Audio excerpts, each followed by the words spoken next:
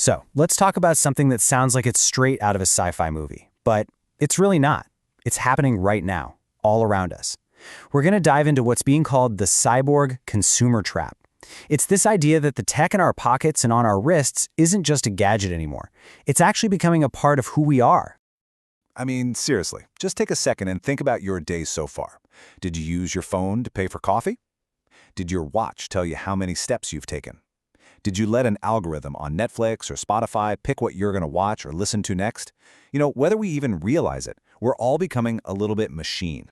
And yeah, there's actually a name for this: cyborg consumerism. It's this simple but powerful idea that technology is becoming a true extension of our bodies. It enhances how we shop, how we travel, how we experience the world.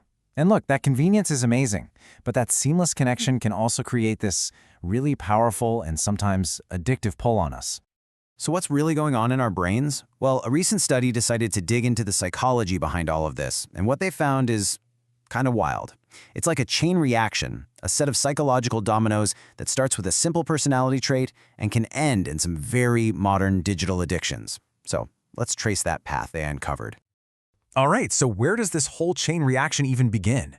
Well, according to this research, it all kicks off with one specific personality trait, and its really powerful connection to our old friend, social media. Okay, think of this image here as our map for this journey. Over on the left, you've got the starting point, narcissism.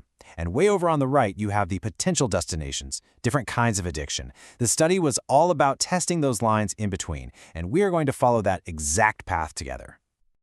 Okay, so our journey starts with narcissism.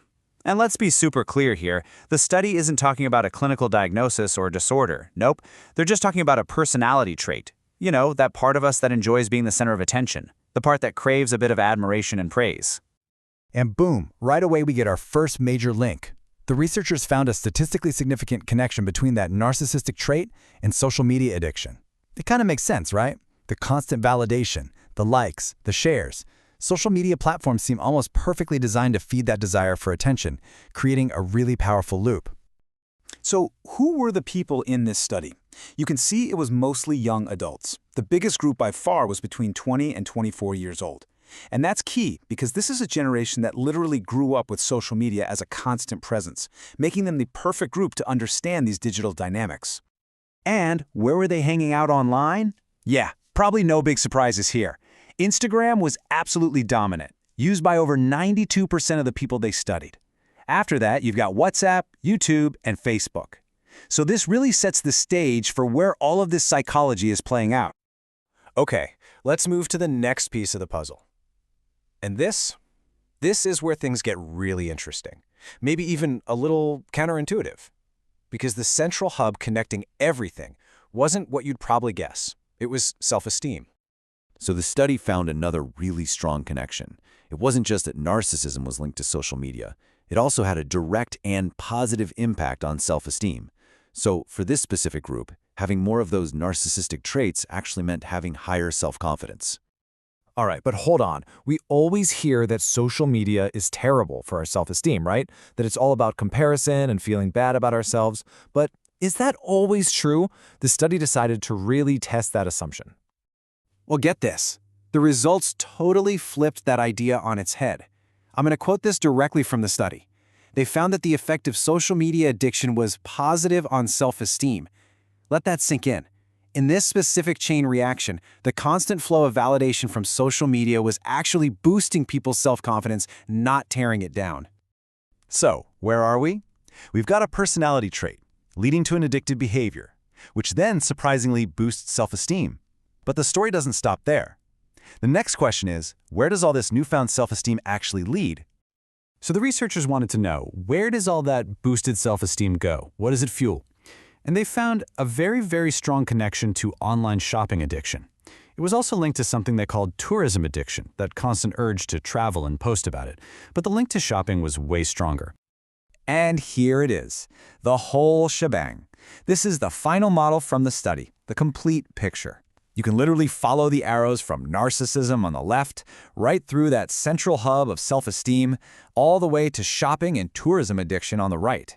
And those numbers you see on the arrows, they show exactly how strong each of those connections really is. Let's just zero in on the 3 most powerful connections they found, just to really see what's driving this. The strongest link of all was the direct line from narcissism to higher self-esteem. Right behind that was the connection between that boosted self-esteem and online shopping. And that very first domino, narcissism to social media addiction, was also incredibly powerful. Okay, so we followed the whole chain from start to finish. But so what? Why does any of this matter? Why is it so important to understand this psychological pathway? Let's just quickly recap the domino effect we just saw. Step 1. A narcissistic trait creates this need for validation. Step 2. That need is filled by social media, which can become addictive. Step 3. In this context, that addictive use actually boosts self-esteem. And finally, step 4. That higher self-esteem is then connected to other addictive consumer habits, especially online shopping. The big takeaway here, the main point, is this. It's not just about the technology itself. It's about how that technology plugs directly into our own psychology. A simple personality trait can kick off a predictable cascade of behaviors when you combine it with the right digital environment. So, what does this all mean for us, for you, and me? Well, for one, it shines a huge spotlight on the hidden psychological drivers behind our own screen time and spending habits. It's a wake-up call for more responsible marketing for sure. But maybe more importantly, it's a huge encouragement for all of us to be a bit more self-aware about our own personal relationship with technology. And all of this leaves us with a huge, and honestly, a really important question. Our devices are becoming these incredible extensions of our minds. They're powerful tools that are shaping our world. But as this study shows, they can so easily become traps, powered by the quirks of our own psychology. So as this merger between human and machine keeps going, we have to keep asking ourselves, where is the line between the tool and the trap?